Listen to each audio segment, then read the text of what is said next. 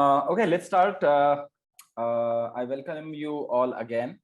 This is day 2 of SAP REFX overview.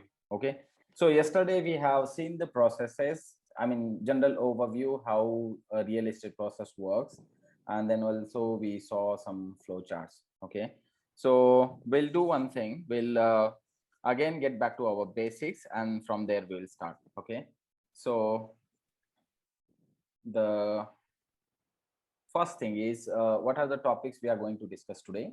So we'll be discussing about lease out process. Like in yesterday we had explained the flow chart, okay, how it starts from a tenant till he get the house and he occupies the house. Okay, the same chart we'll see it again today.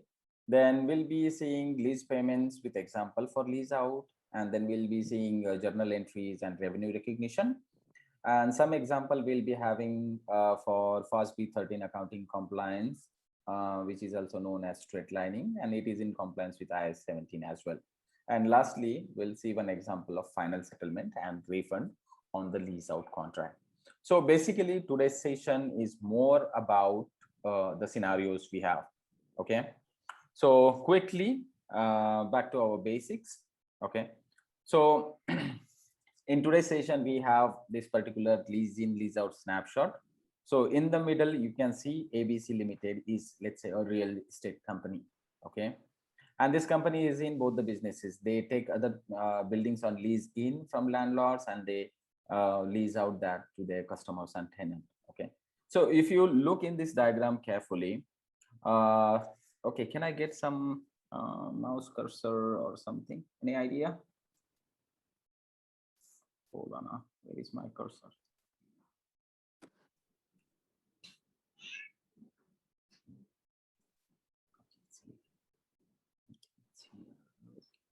No. Okay, there's a point. Okay, so if you see, there are two processes we are going to cover in entire REFX. Okay, there is nothing out of these two processes.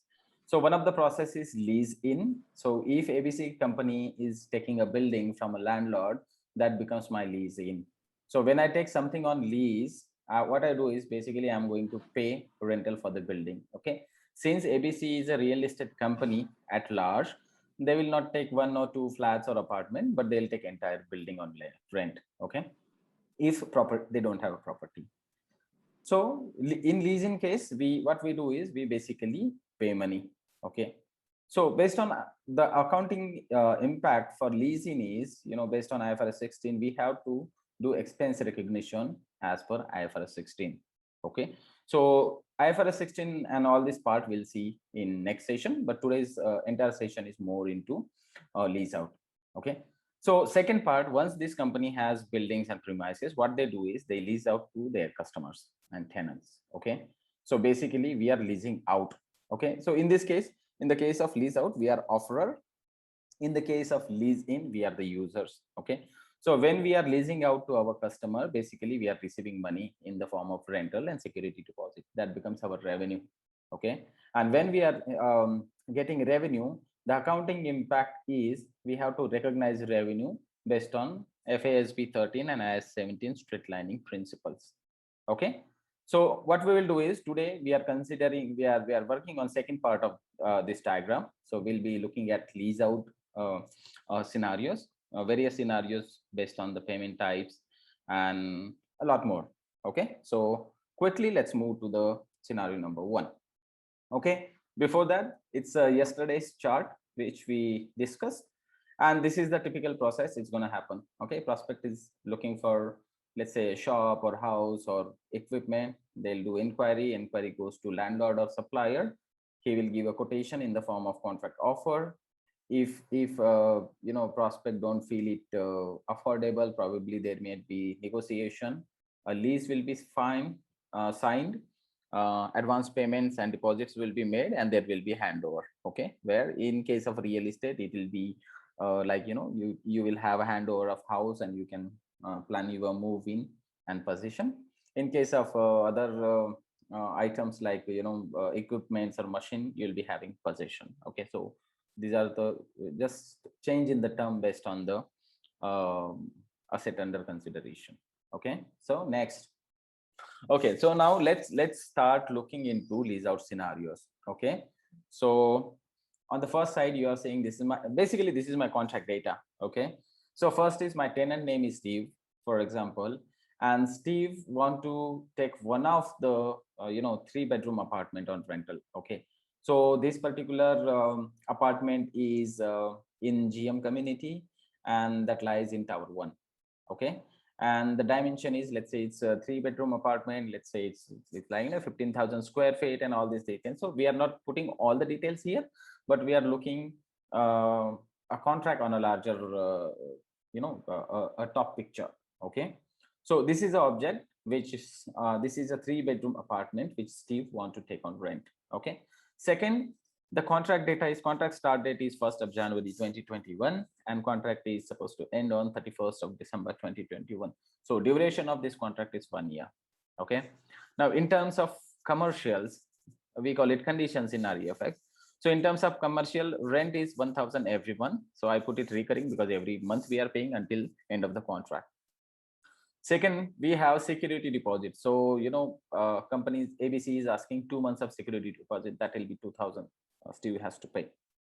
Then there is admin charges of 100. So maybe like stamp duty, registration, some other charges he's putting, and there is a maintenance of 25 per month. So let's say common facilities and all this, he has to pay maintenance. Okay, so for tabulation purpose, I have just taken first condition. Okay, but generically when you see a contract, you will have so many conditions, depends on business requirement, but not necessarily all the condition. Rent condition is compulsory in this out. Okay, let's go to the next one. Okay, so now you see here journal entries and revenue recognition. Okay, so there are 3 parts in this report. First 3 column is contract information. Okay, second column number rent collection is about accounting entry, and revenue recognition is how we are going to recognize the revenue. Now you see this contract is starting from January 21st till December 21st, and I am going to pay 1,000 rent every month. So totally I'm paying 12,000 for the year. Okay, and when I'm receiving 1,000 from my customer, my revenue per month is 1,000 as well. Okay, so why all the numbers are same? Because we are receiving the same amount and we are recognizing the same amount. Okay, now in terms of accounting entry will be, we will debit our customer and then we'll credit into deferred revenue. Okay, now why deferred revenue instead of revenue? Okay, so when consider there is a situation where we have rental frequency as quarterly, then probably I'll be receiving 3,000 over here, right? And 3,000 becomes my advance, because unless March I can't recognize that. Okay, so this is a monthly example. So I'm debiting 1,000 for my customer, getting into my deferred revenue, and then I'm debiting my deferred revenue for 1,000 to my revenue. So practically you see this deferred revenue becomes 0. Okay, so final effect is same. I'm debiting my tenant for 1,000 and I'm receiving revenue for 1,000. Okay, is this clear?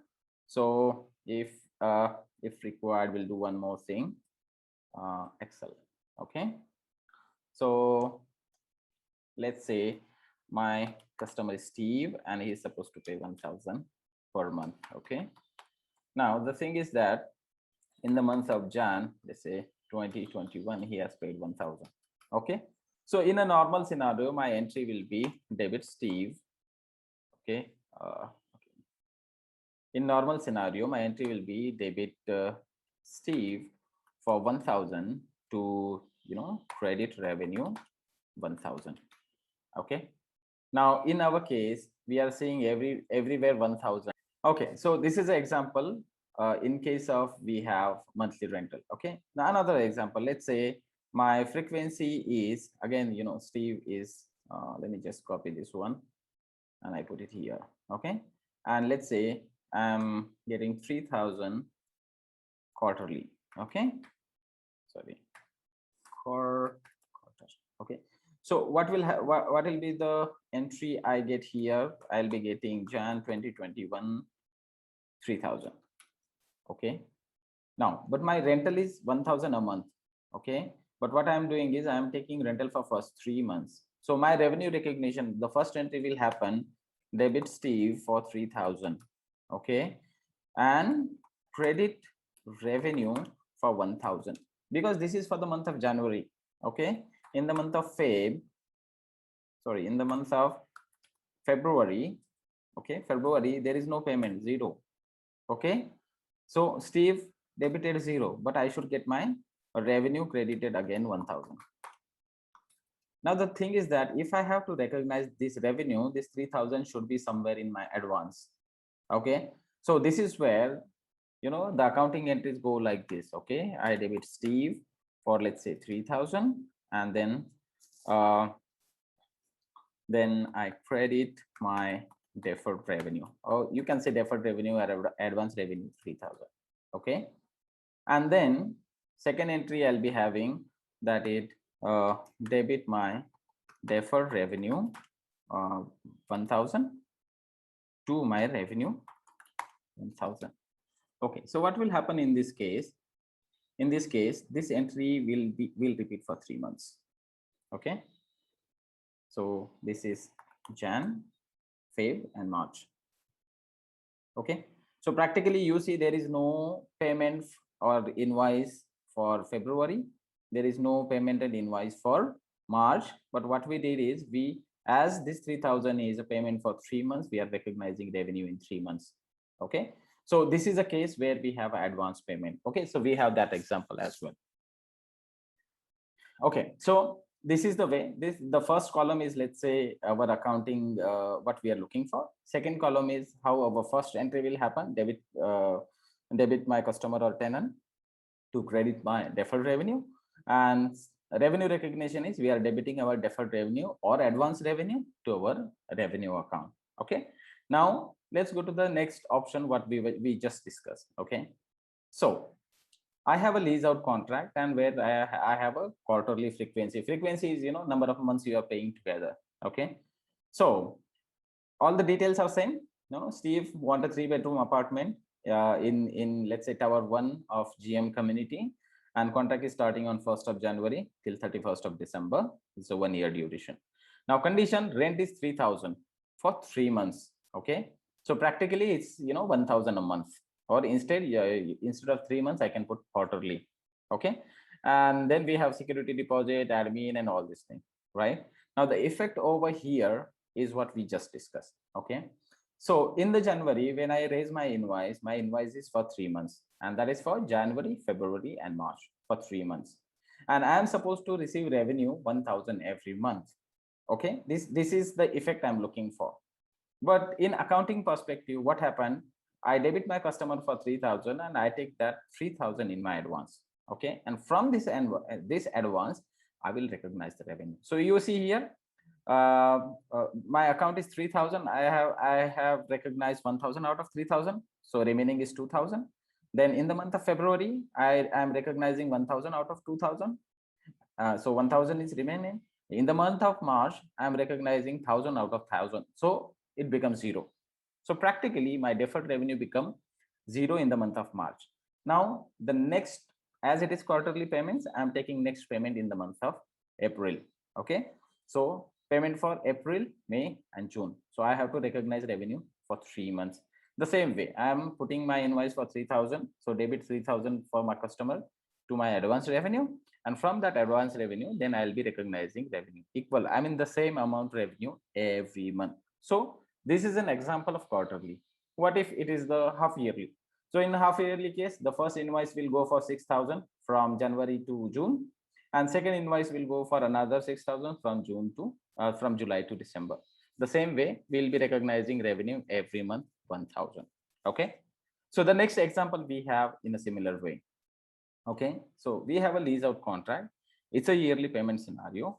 Okay, again, Steve want to have a 3 BHK apartment. Okay, the contract is starting on 1st of January 2021, ending on 31st of December 2021. The duration of the contract is 1 year. Now my conditions is, I am paying rental 12,000 a year. It's like, you know, one-time advance payment I am doing. Okay, and then I have security deposit, admin charges, and all these things. So in this case, what happens? I'm doing a single payment for entire year. Okay, but a revenue recognition should be based on, you know, every month, because we will run revenue recognition every month.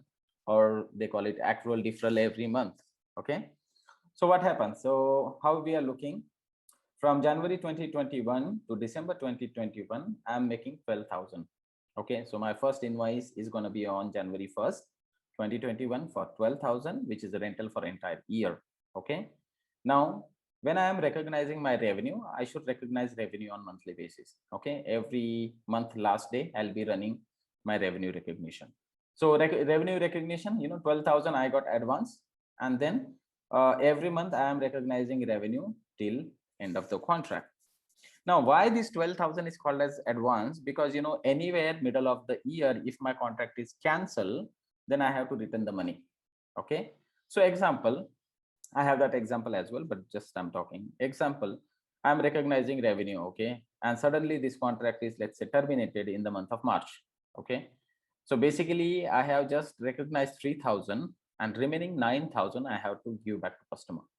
Okay, this is where this deferred revenue or advanced revenue account is used. Whenever we are receiving amount or rental in advance, that's not our revenue unless that particular month is over. Okay, so when I'm receiving 12,000 in the month of January, my revenue for the month of January would be 1,000. Okay, if this contract is terminated in February, I have to give back 11,000 to my customer. You see here, it's the amount is reducing in a sequence, right? And in the last month, 1,000 deducted by 1,000, my it will be 0. Okay, so this is accounting impact in terms of rent collection, and secondly in terms of revenue recognition. Okay, we'll go to the next example. Okay, so first 3 examples we have seen for, let's say, residential property. Okay, now this particular example we'll see for commercial one. So we are taking an example of a shop. Okay, so let's say in GM community there is tower 1, and tower 1 ground floor there is one shop. Okay, and Steve want to rent that particular shop. Now parameters we are not changing because comparison becomes easy. Okay, so in commercial contract, my contract start date is again 1st of January 2021, and contract is ending on 31st of December 2021 for the duration of 1 year. Okay, but as this is a commercial property, I have 2 type of rental. Okay, one, I want 1,000 per month for sure, that is my fixed rental. But then also I want 1% of sales revenue if your sale is above 100,000.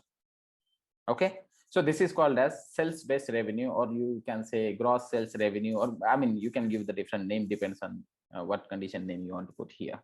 Okay, so this is a scenario generally it happen in case of we have mall management, or we have uh, commercial shops, and it's not for offices because they don't get revenue, but mostly we have this retail establishments, and if it is on lease, then we'll be having this sales based rental. Okay, and this particular scenario is called as sales based rental settlement. Okay, sales based settlement.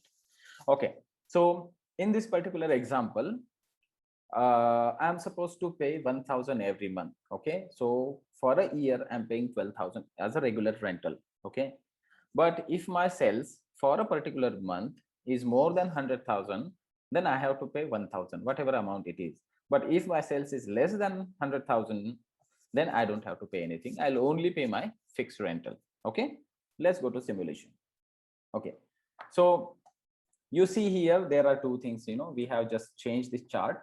So January 2021, I have 2 types of rental. One is the fixed rental I'm paying by default. Okay, and second is 1% sales rate, and the condition is if it is above 100,000, then I'll pay 1%. Okay, so let us say on 1st of January I have paid 1,000. Okay, and let's say end of January I have uploaded my sales report, and then my total sales is, let's say, 150,000. So I'm supposed to pay 1% on 115,000, so that becomes my 1,500. So total revenue I'm receiving on this contract or on this particular shop is 2,500.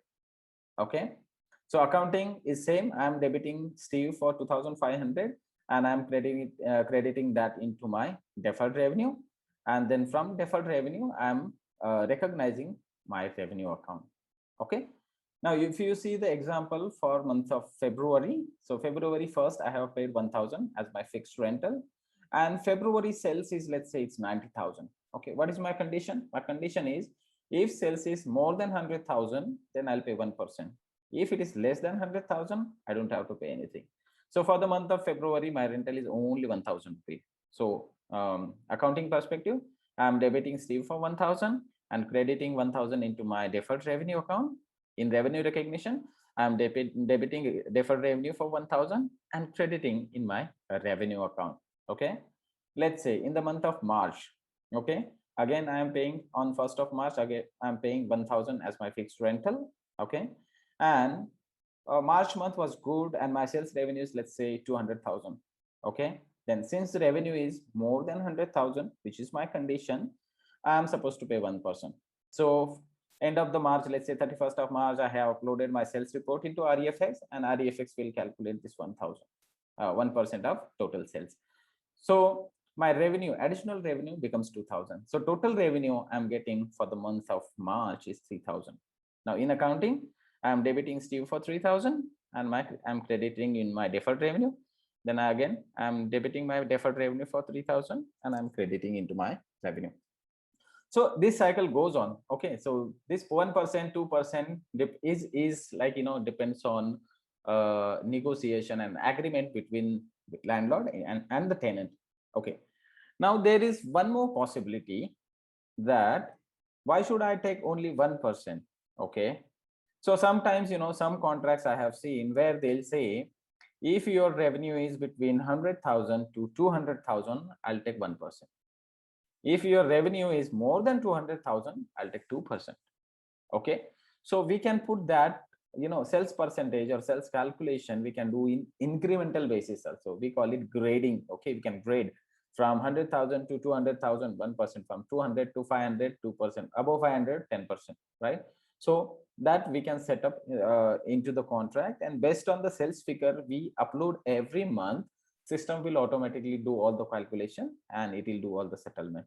Okay, now for illustration purpose, we put entries like this, in total amounts. In real world, the first entry will happen for 1,000, and end of the month, second entry will happen for 1,500. The entries will go in the same fashion. Okay, now for easier understanding, we are just taking monthly frequency here, but then again we have an option for fixed rental to be, quarterly, half yearly or yearly. Okay, so let's say I'm paying 12,000 for a year, but my sales revenue will come on monthly basis. Okay, so that is also possible. So these two conditions are individual, and their accounting and everything will be individual. Just for illustration purpose, we are putting that together for easy understanding. So let's say now we are talking about straight lining. Okay, so first of all, FASB 13 straight lining, what he says, contract revenue should be recognized over the contract period, irrespective of payments. Okay, this is specifically in case of there is a rent-free period in the contract.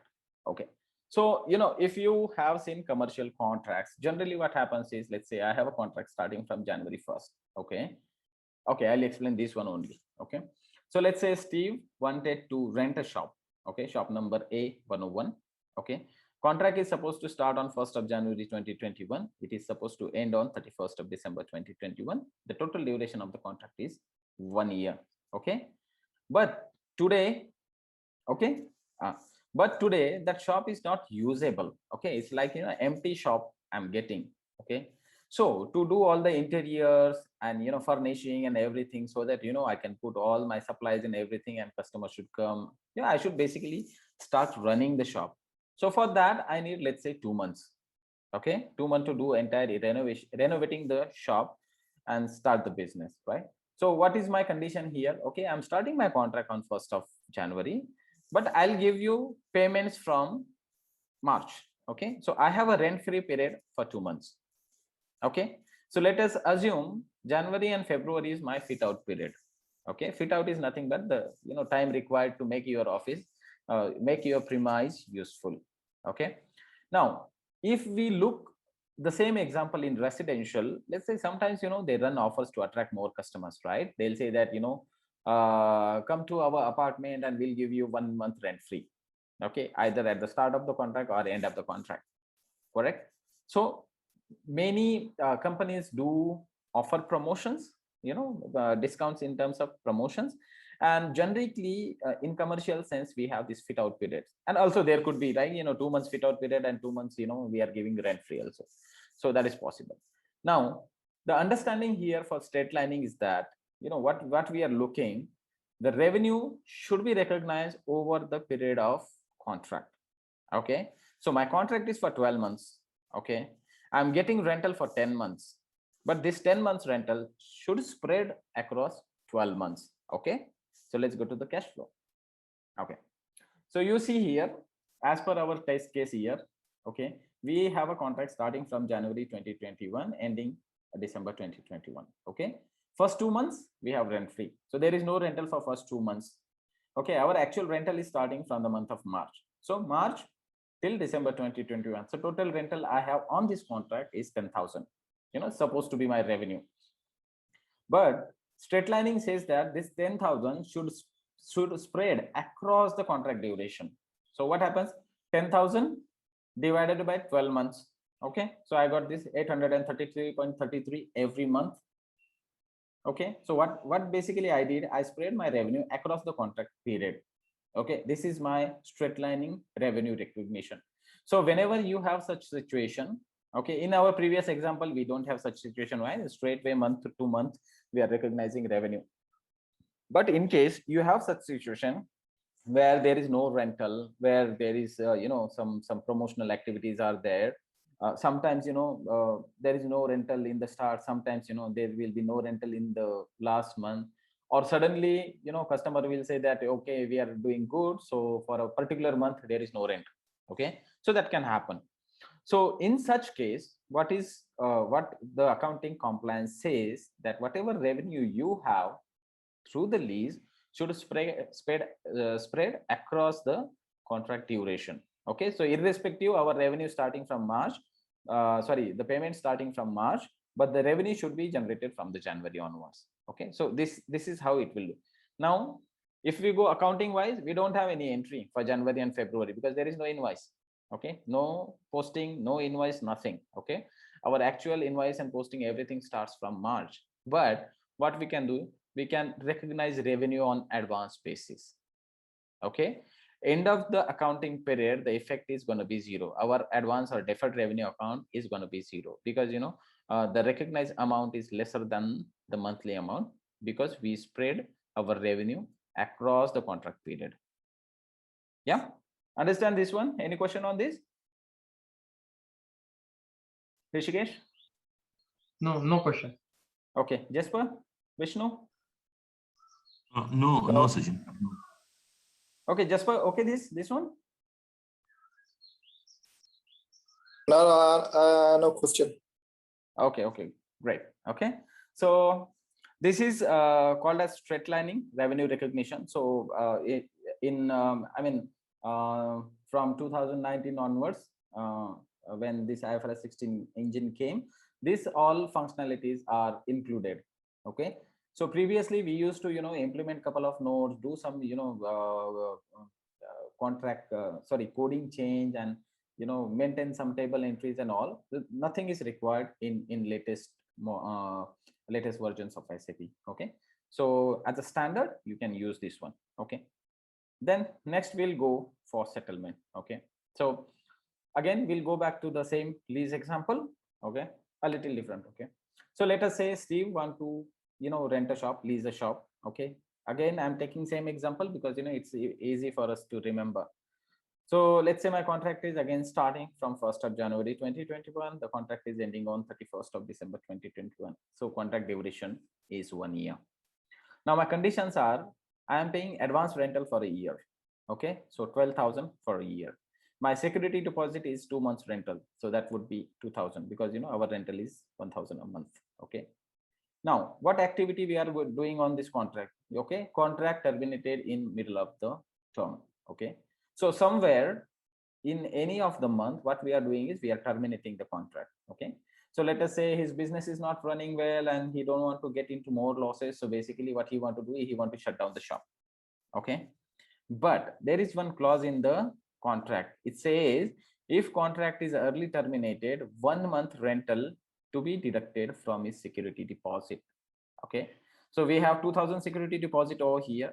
So if this contract is terminated before, before expiry, that is 31st of December 2021, we are supposed to deduct 1,000 or 1 month rental.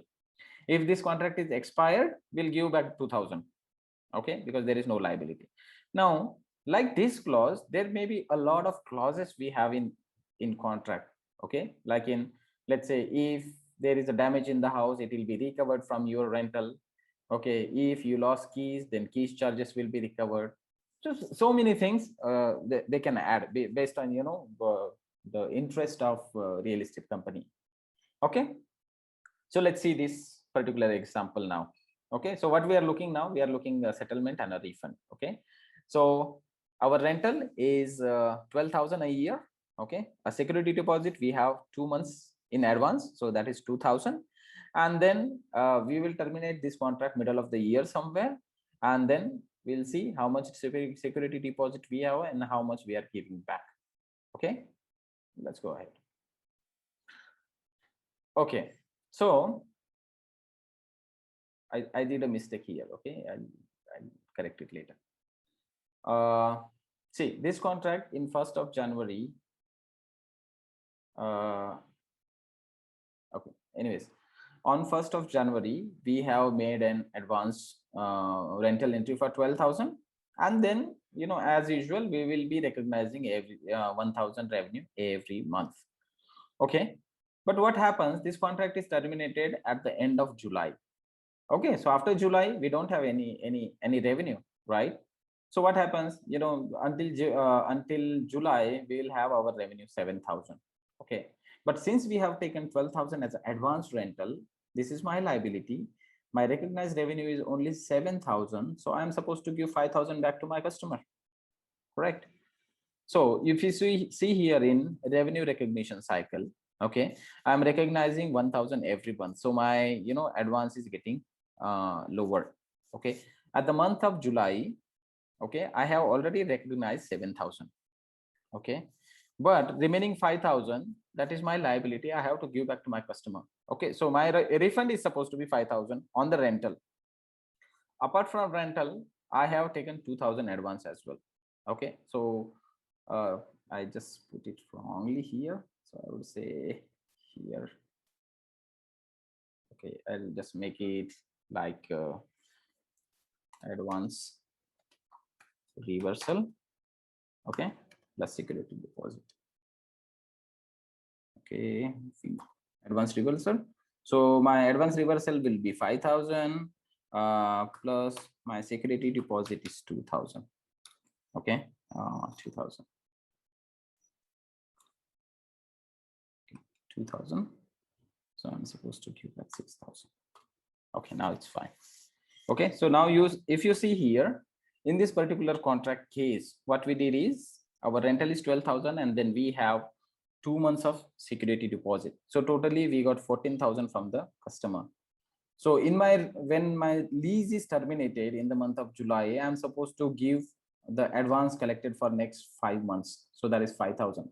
So 5,000 is my refund towards the rental, and then I have to refund 2 months revenue, 2 months security deposit also. So if I see both of them together, my advance rental advance that I have to give back is 5,000 plus 2,000 is my security deposit. So I have 7,000.